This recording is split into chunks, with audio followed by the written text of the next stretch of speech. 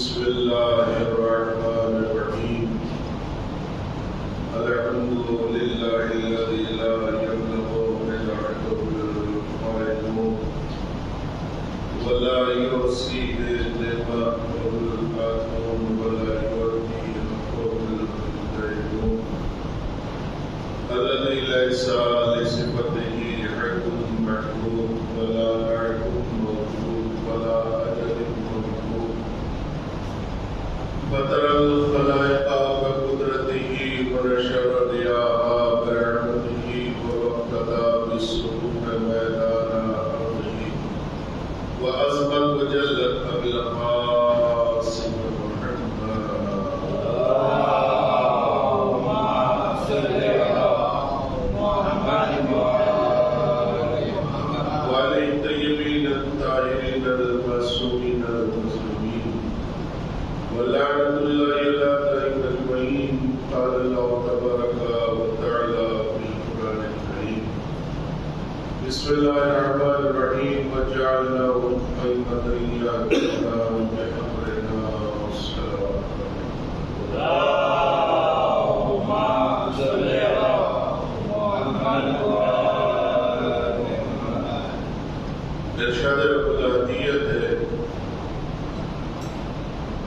کہ ہم نے ان لوگوں کو کائنات کا پیشوا، کائنات کا ہادی اور کائنات کا امام بنایا ہے جو ہمارے قلب سے ہدایت کرتے ہیں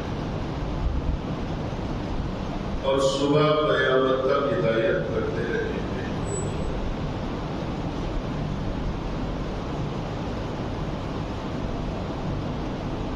کیونکہ ہدایت کا سلسلہ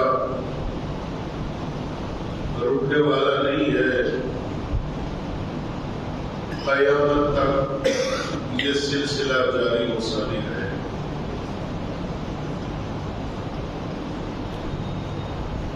اور اسی سلسلے کو آگے بڑھاتے ہوئے خالق کائنات یوں ارشاد فرماتا ہے وَأَوْحَيْنَا إِلَيْهِمْ فَعِلَ الْخَيْرَاتِ، اور ہم ان کے اوپر اچھے اچھے کام کرنے کی وحی کرتے رہتے ہیں. وَإِقَامَ الصَّلَاةِ وَإِيتَاءَ الزَّكَاةِ، وہ نمازوں کو بھی قائم کرتے ہیں اور زکوٰۃ بھی دیتے ہیں.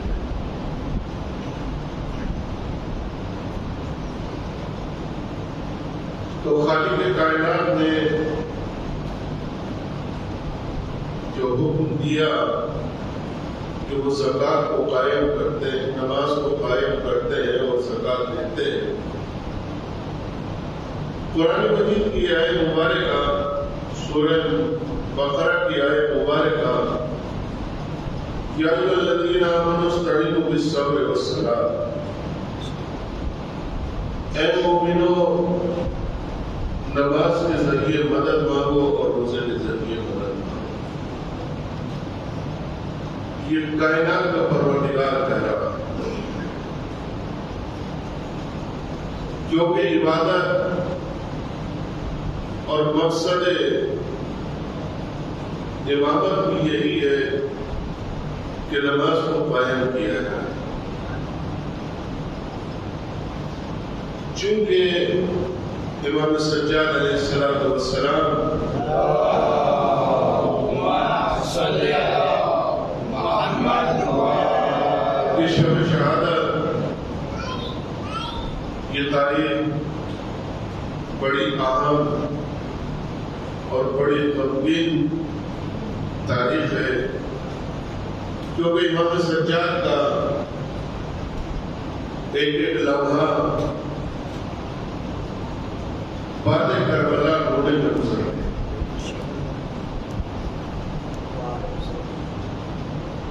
اور امام نے مدینے میں آنے کے بعد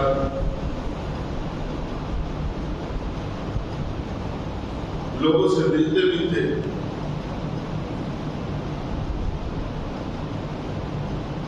عبادت بھی، سب کچھ حکم خداوندی کے تحت امام انجام دیتے تھے.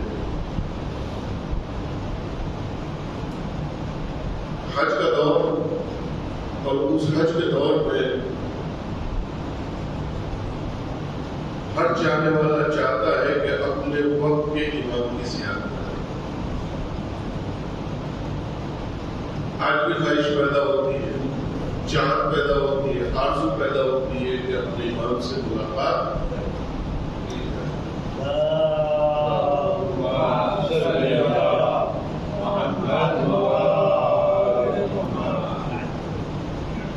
تو بلکہ رہنے والا حج پہ جاتا تھا اور واپسی پہ آنے کے بعد مدینہ منورہ میں آ کر امام سجاد کی زیارت سے مشرف ہوتا تھا. جب امام سجاد کی زیارت سے مشرف ہوتا تھا، لوٹ کے گیا اپنے گھر، بیوی نے کہا کہ تمہیں امام کے لیے اتنے تحائف لے کے جاتے ہو، تحفے لے کے جاتے ہو، امام نے کیا تمہیں کچھ دیا؟ اس نے کہا کہ خاموش، خبردار، وہ امام زمانہ ہے اور امام زمانہ ہر بات کو سنتا ہے، زمانے کے امام ہے. کیونکہ ہماری قوت سماع اور ہے، ان کی قوت سماع اور ہے. وہ زمانے کا امام ہے، تم یہ کیا کہہ رہی ہو؟ وقت آیا، سال گزرتا چلا گیا، اگلے سال پھر زیارت کے لیے گیا، اور جب اگلے سال زیارت کے لیے گیا تو خانہ کعبہ کا طواف کرنے کے بعد، حج بیت اللہ کے فرائض انجام دینے کے بعد امام کی زیارت سے مشرف ہوا. اور جب امام کی زیارت سے مشرف ہوا، امام پھر قریب پہنچے. امام نے کہا کہ کھانا لایا جائے، اور جب کھانا لایا گیا، کھانے کے بعد چاہا کہ امام کے ہاتھ بلائے. امام نے کہا کہ نہیں، تو میرا مہمان ہے. مگر یہ کہ اس نے ہاتھ بلائے اور اصرار کیا تو جیسے جیسے پانی گرتا جاتا تھا، جب وہ پورا کا پورا برتن پانی سے پر ہو گیا، امام نے فرمایا یہ کیا ہے؟ کہا کہ پانی ہے. کہا کہ غور سے دیکھ. اب جو غور سے دیکھا تو یاقوت احمر نظر آ رہے تھے، یاقوت ابیض نظر آ رہے تھے. امام نے کہا کہ جا اپنی بیوی کو دے دینا اور کہنا کہ مال دنیا سے ہمارے پاس کچھ بھی نہیں ہے. وہ گیا، کہا کہ تم نے یہ جملہ کہا تھا، امام نے سن لیا، کیونکہ وہ زمانے کا امام ہے. اور زمانے کا امام ایسا نہیں ہے کہ تمہاری گفتگو کو نہ سنتا ہو، تمہاری بات کو نہ سنتا ہو. تو لہذا اگر اپنے یہاں بھی بولو تو اس لحاظ سے بولو کہ وقت کا امام سن رہا ہے. سمجھے؟ جب کسی کی برائی کرو مومن کی تو یہ دیکھو کہ وقت کا امام دیکھ رہا ہے، وقت کا امام سن رہا ہے. وہ وہاں پر گیا، کہا کہ اگلے سال میں بھی تمہارے ساتھ حج پہ چلوں. حج پہ جانے کی تیاری ہو گئی، اگلا سال پھر آ گیا، اور جیسے ہی وہ حج کے لیے نکلی تو راستے میں موت بیوی کی واقع ہو گئی. اور جیسے بیوی کی موت واقع ہوئی ہے، گڑ گڑاتا ہوا امام کی خدمت میں پہنچا. امام نے 2 رکعت نماز ادا کی اور کرنے کے بعد کہا کہ یار میری بیوی زندہ ہو گئی. اس مقام کے اوپر پہنچا جہاں پر بیوی موجود تھی.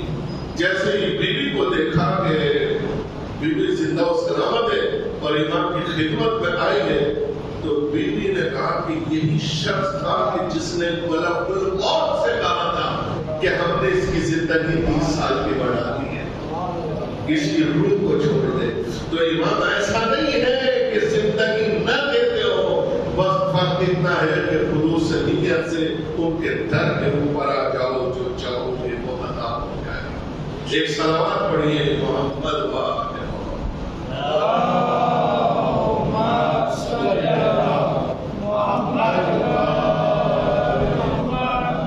امام کو تمہارا خلوص چاہیے کہ امام کتنے خلوص کے ساتھ. اور خلوص کیا ہے؟ تاکہ ان کی محبت ضروری.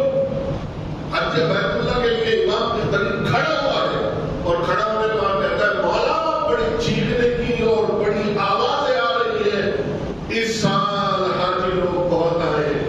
امام نے ایک مرتبہ آنکھوں کے اوپر ہاتھ پھیرا، مارنے کے بعد کہا کہ اتنا بتاؤ کہ کتنے حاجی ہیں. اب جو سب کو دیکھا تو کوئی کسی جانور کی شکل میں، کوئی کسی جانور کی شکل میں، کوئی کسی جانور کی شکل میں. کہا کہ مولا انسان بہت کم ہے.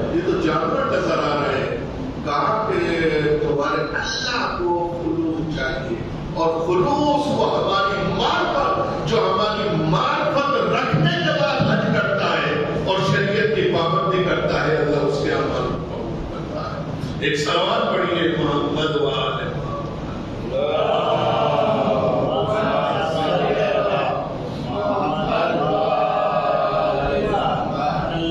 تو امام سجاد ہے، اور امام سجاد وہ امام حسین کربلا میں لے کے کیوں آئے تھے؟ جبکہ معلوم تھا کہ امام سجاد بیمار ہو گئے، جناب زینب کو لے کے کیوں آئے تھے؟ جبکہ معلوم تھا کہ چادر چھینی جائے۔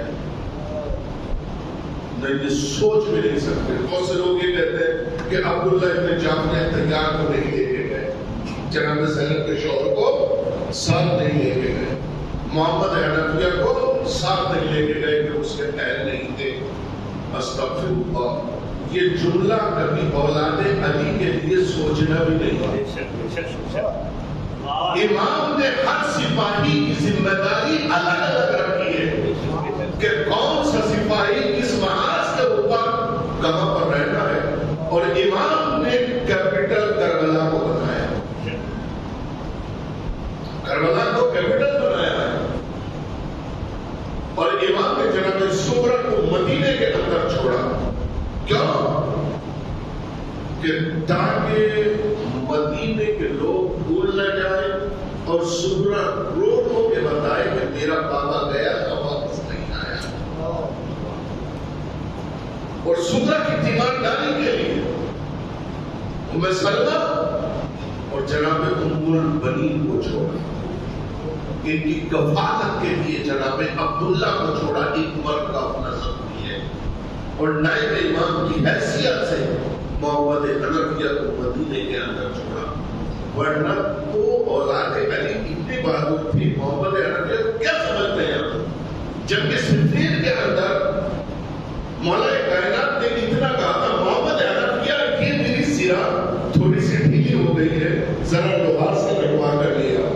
کہا کہ بابا ذرا نشان لگائیے گا، نشان جو لگایا تو کاغذ کی طریقے سے چیر دیا۔ اتنے بہادر، اتنے جریح، اتنے طاقتور تھے محمد حنفیہ، مگر مدینے کے اندر رکھا، اور زینب اور سجاد کو بعد کربلا راہ کوفہ و شام کا سفر دے دیا۔ کیپٹل امام نے کربلا کو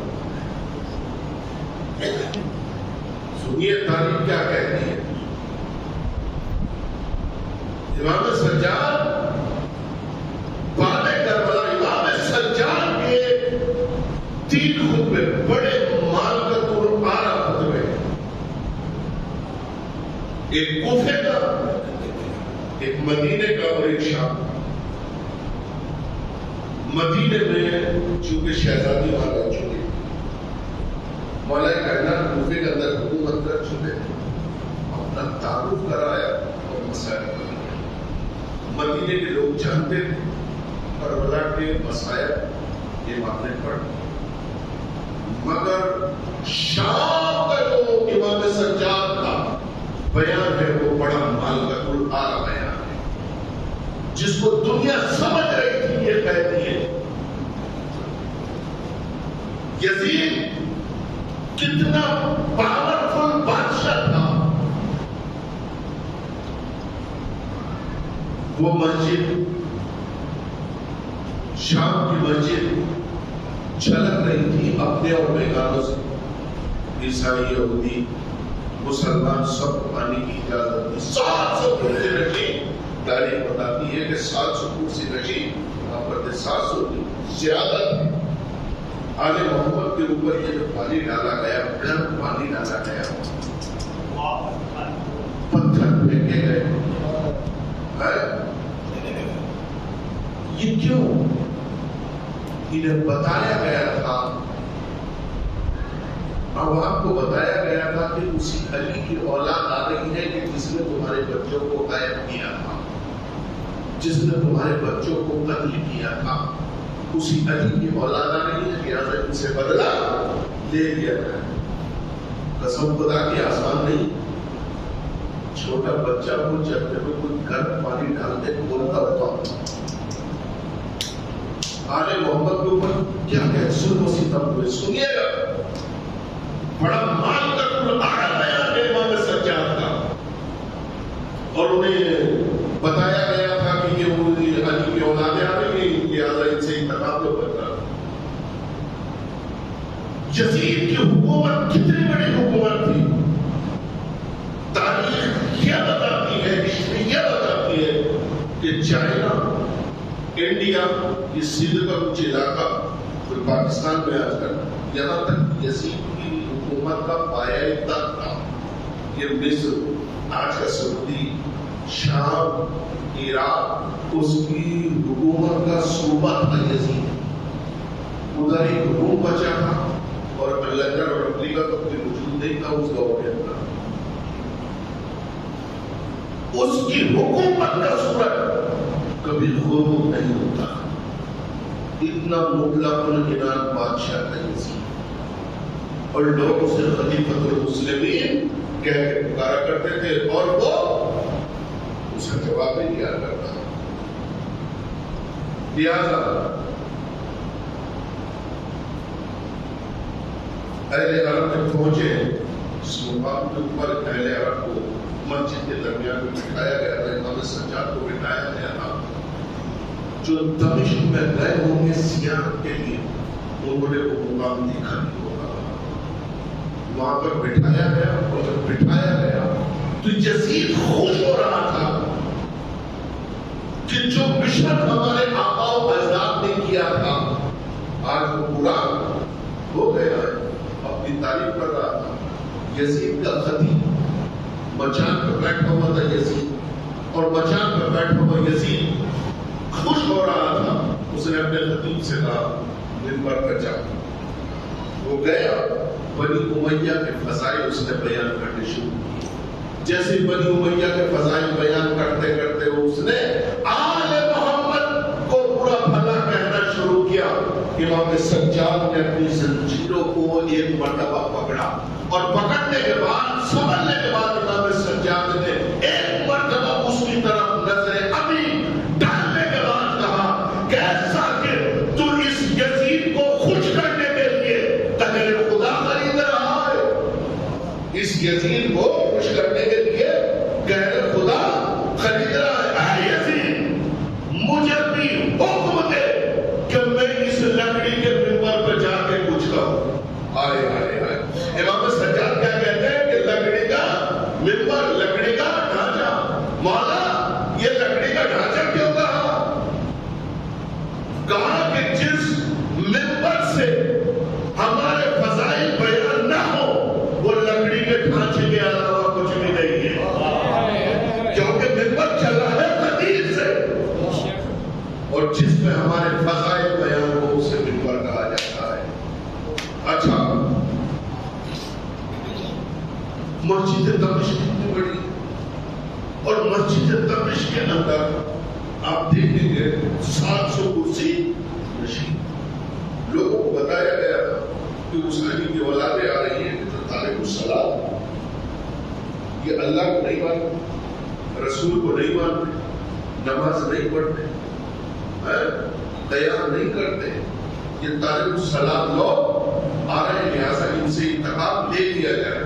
اور امام سجاد نے کیا کہا کہ یزید، تو نے اپنے ذاتی سے تو کہہ دیا کہ وہ بنی امیہ کے فضائل بیان کرے، میں بھی اجازت دے تاکہ ہم بھی کچھ جا کر کہیں۔ اچھا، مجمع میں ایک کیفیت ہوتی ہے، جیسے امام سجاد نے یہ کہا کہ اجازت دے تاکہ ہم بھی اللہ اور رسول کی باتیں کریں، تو مجمع کے اندر حیرت پیدا ہو گئی، اور حیرت کس انداز سے پیدا ہوئی؟ حیرت یہ پیدا ہوئی کہ ہم کو تو یہ بتایا گیا تھا کہ طالب الصلاۃ ہے، یہ نماز نہیں پڑھتے، یہ روزہ نہیں رکھتے، یہ قیدی کیا کہہ رہا ہے؟ یہ قیدی کہہ رہا ہے کہ مجھے بھی حکم دے تاکہ میں اللہ اور رسول کی باتیں کروں۔ یہ قیدی کیا اللہ اور رسول کی باتیں کرے گا؟ توجہ ہے نا، یہ قیدی کیا اللہ اور رسول کی باتیں کرے گا؟ ایک نے دوسرے سے کہا، دوسرے نے تیسرے سے کہا، تیسرے نے چوتھے سے کہا، مجمع کے اندر ایک پیاس بڑھتی چلی گئی۔ یزید اجازت دے دے، دیکھتے ہیں یہ قیدی کیا کہتا ہے، یہ کیا اللہ اور رسول کی باتیں کرتا ہے۔ تو جیسے جیسے مجمع کہتا تھا کہ اجازت دے، یزید اس کو اجازت دے، یزید تو اس کو اجازت دے، یزید تو اس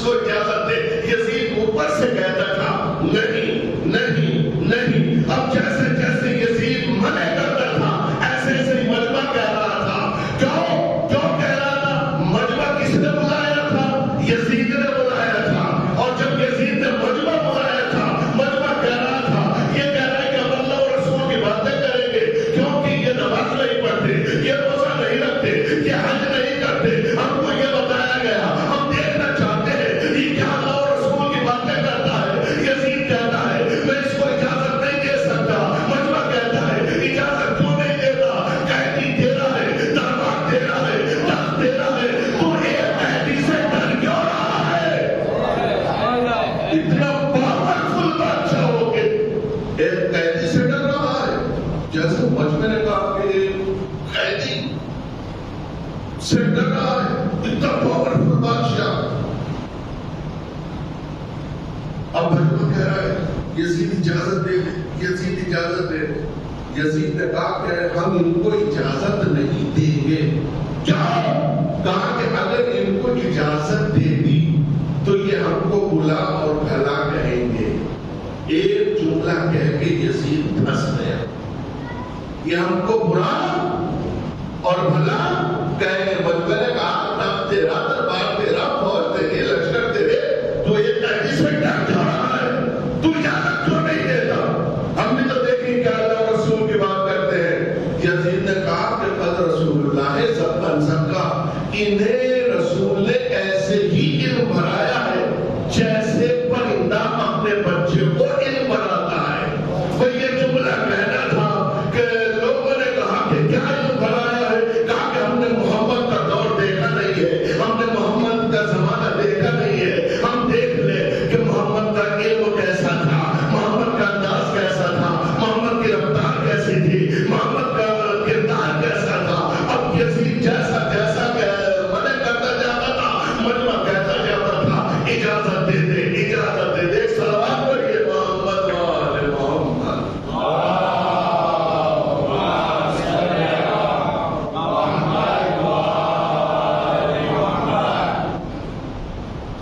اس نے اجازت دی. اب امام کی بات شروع کریں تو کہاں سے کریں؟ کیونکہ اگر امام یہ کہتے ہیں کہ میں علی کا پوتا ہوں, مجمع کا انتقامی شکل پتھر دیے میں تو پتھر چلے گئے. گرم پانی لے کے آئے تھے, پانی ڈالا جائے گا. کہتے کہ میں حسین کا بیٹا ہوں تو پتھر چلے گئے. جتنا سسپینس ہوگا اتنا ہی مجمع کے اندر تڑپ آتی جائے گا. امام نے اپنی بات کو کہاں سے شروع کیا کہ اللہ نے ہمیں 6 فضیلتیں دی ہیں, 7 فضیلتیں عطا کی. علم دیا, علم دیا, صبر دی, سخاوت دی, شجاعت دی, اور ہمیں 7 فضیلتیں اللہ نے عطا کی. کون سی فضیلت ہے؟ ایکم النبی, جس نبی کا تم کلمہ پڑھتے ہو وہ ہم میں سے. کس کے سامنے کہہ رہا ہے؟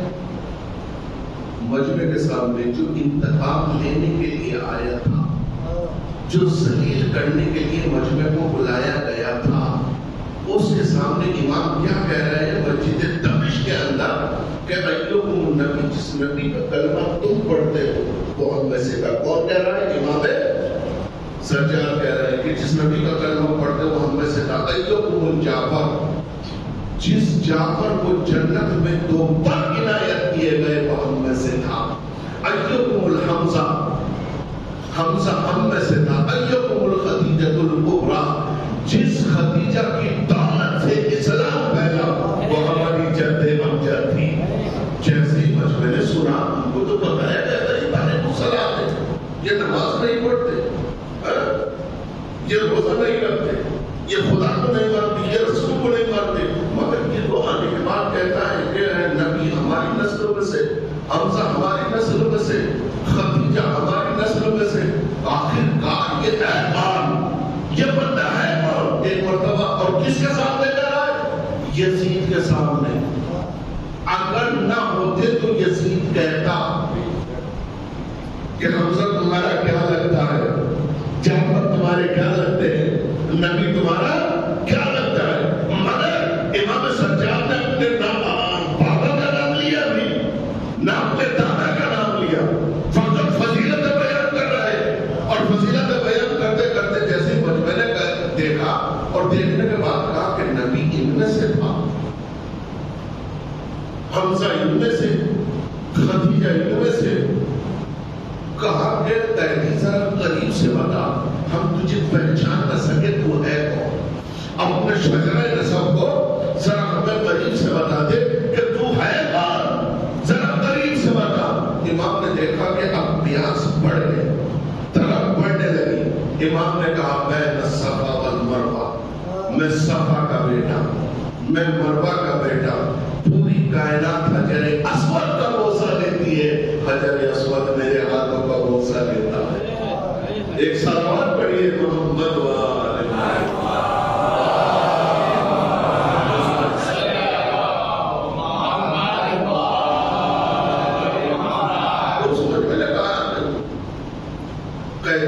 بتا دیں کہ ہے کون, سمجھ میں نہیں ہے یہ بات. ذرا قریب ہو کے بتا کہ تو ہے کون. جیسے اس نے کہا قریب ہو کے بتا, کہا کہ سننا چاہتے ہو تو سن.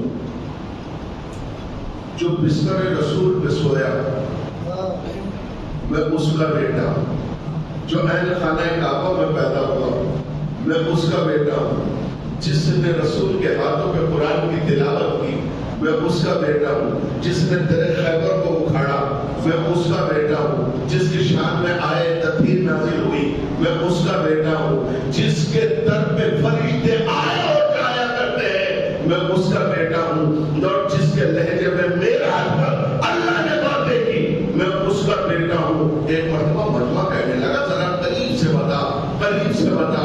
تو جتنا میں کم بنی امیہ نے اپنے چہرے پہ کیا تھا کہ کردار بنی امیہ لوگوں کے سامنے ظاہر نہ ہونے پائے, امام سجاد کی ایک تقریر نے اسے بے نقاب کر دیا. امام سجاد کی ایک تقریر نے اسے بے نقاب کر کے رکھ دیا. امام سجاد نے اپنے خطبے کے اندر 17 مرتبہ کہا اے یزید, اے یزید, اے یزید, اے یزید. ہماری مجلس میں یہ یزید کھلونا کیوں بنا, کتنا پاورفل بادشاہ تھا یزید, پوری دنیا کے اوپر جس کی مطلق اعلان بادشاہ تھی, مگر ہماری مجلسوں کے اندر کھلونا بنائے امام سجاد کی تقریر کے ذریعے سے. اور امام کیا کہہ رہے ہیں, یزید, اے یزید, اے یزید. لگ ہی نہیں رہا تھا یزید کے دربار میں کہ کوئی قیدی بول رہا ہے, ایسا لگ رہا تھا کہ کوئی مطلق اعلان بادشاہ اپنے نمک خراب غلام کو ڈانٹ رہا ہے. اس سلوات پڑھیے محمد وآل محمد.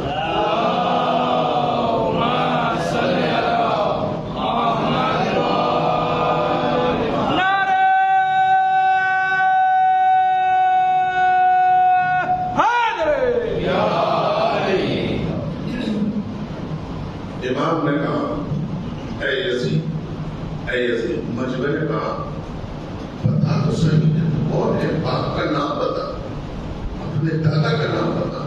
تاکہ میرا دادا کا نام علی ابن ابی طالب.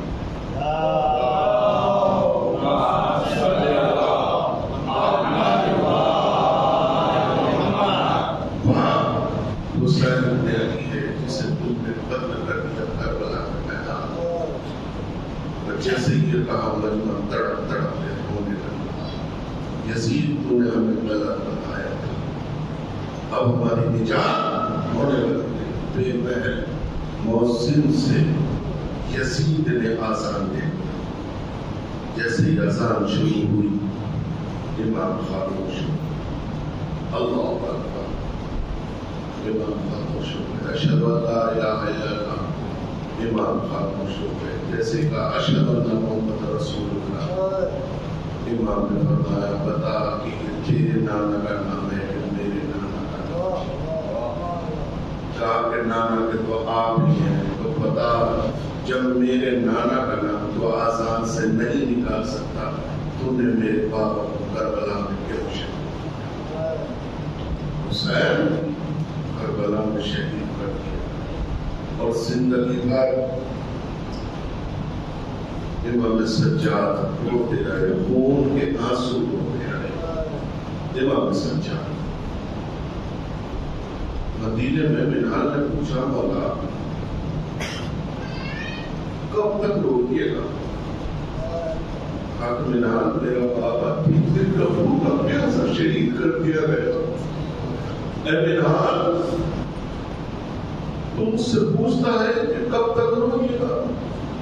کہا کہ مولا شہادت تو آپ کی میراث ہے۔